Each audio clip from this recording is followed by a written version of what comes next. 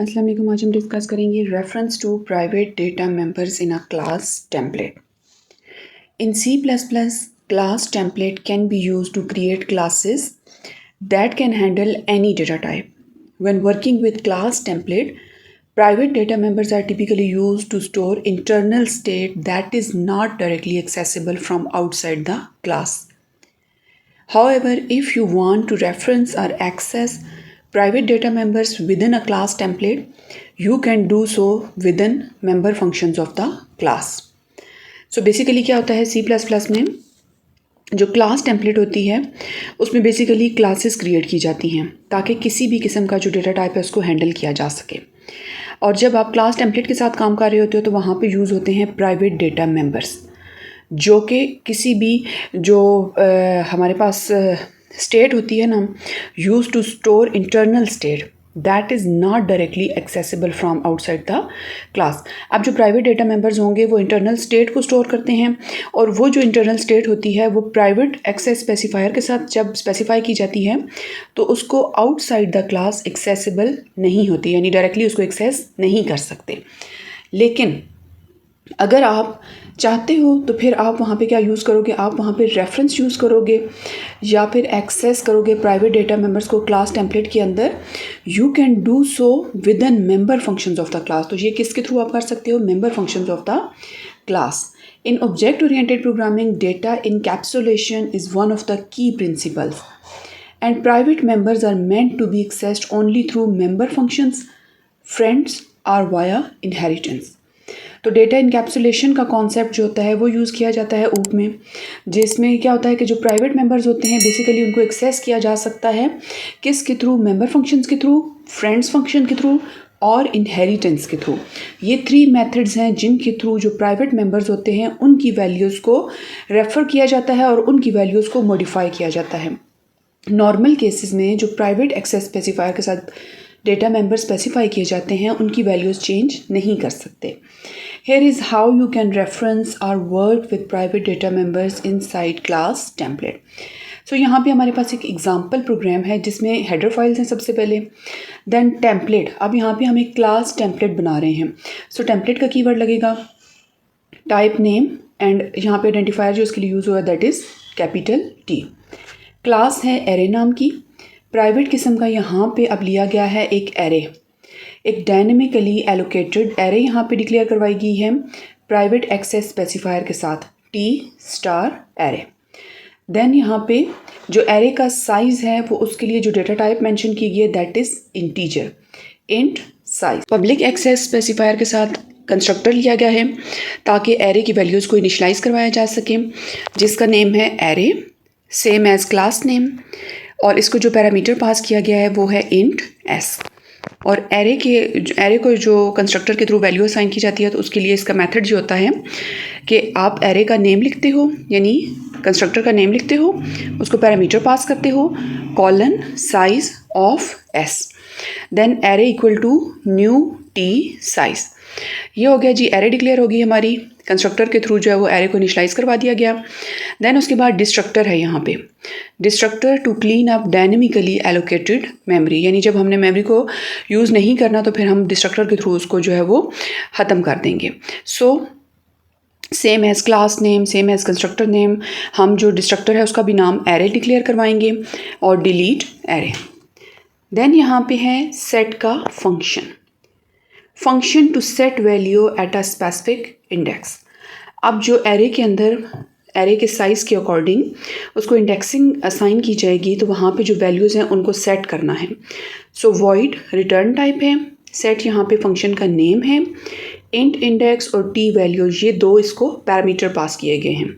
अब उसका index check किया जाएगा इफ़ इंडेक्स ग्रेटर और equal to 0 and index less than size, तो array of index equal to value, यानी स्पेसिफिक जो एरे का इंडेक्स है वहाँ पे वैल्यू असाइन कर दो, लेकिन पहले कंडीशन ये चेक की जाएगी कि इंडेक्स शुड बी 0 और greater than 0 and less than array size.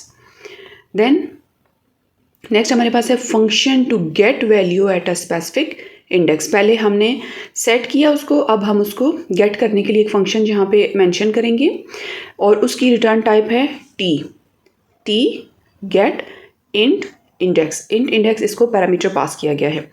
Gate यहाँ पे है फंक्शन का name. If index greater than equal to 0 and index less than size तो रिटर्न कर दो array of index. Then return T यहाँ पे किस केस में यूज़ होगा? Return default value if index is out of bounds. अब उसकी लिमिट क्या थी? इंडेक्स ग्रेटर देन 0 हो, इक्वल टू 0 हो, या फिर जो है उसकी जो वैल्यू है साइज़ उससे लेस हो, तो उस केस में जो है वो उसकी बाउंड्री के अंदर आएगा। अगर जो है वो उसकी आउट ऑफ बाउंड आ रहा है तो फिर उस केस में क्या होगा कि रिटर्न कर दो default value if index is out of bounds. Next आता है function to access the private data members reference. You can directly modify the array element outside the class. अब outside the class reference के through हम जो है वो data member की जो प्राइवेट डेटा मेंबर है उसको एक्सेस करेंगे और उसकी वैल्यू को मॉडिफाई करेंगे। तो उसके लिए जो यहाँ पे फंक्शन यूज़ होगा वो है टी रेफरेंस या एड्रेस ऑपरेटर इसको बोलते हैं। गेट प्राइवेट डेटा मेंबर और इसको पैरामीटर पास किया गया है इंट इंडेक्स।